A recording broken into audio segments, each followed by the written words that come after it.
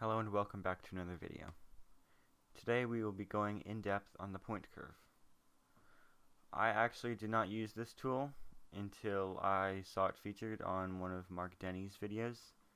I will link his channel here. So to get to it, it's just in the little edit panel, and right here, this is your point curve.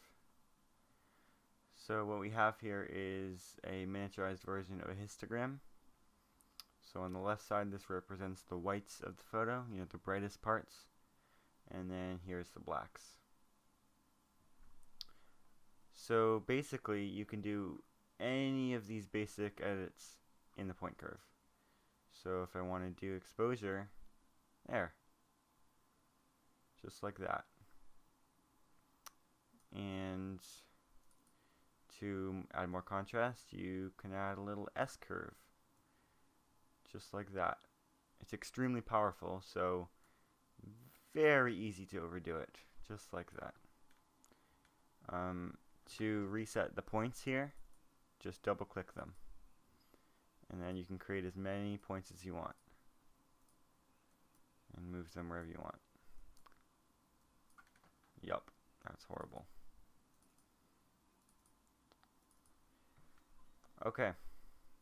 So what I like to do is raise up this end right by the whites, and this will make the photo a little bit less contrasty, like that.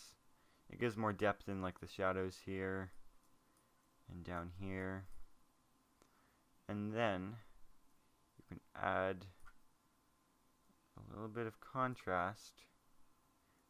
And what I like to do with this tool is interchange it and use it with these basic adjustments, so I can see that I've added a bit too much contrast, and to me it's just easiest to pull back there.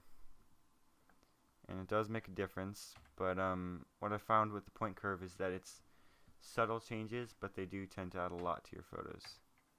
As you can see, I've made my photo a bit more flat, which is a style that I like.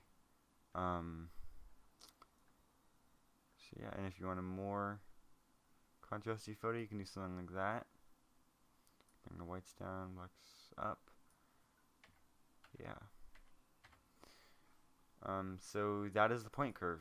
If you found this video helpful, well, don't do this. But please leave a like, consider subscribing, and I will see you in the next video.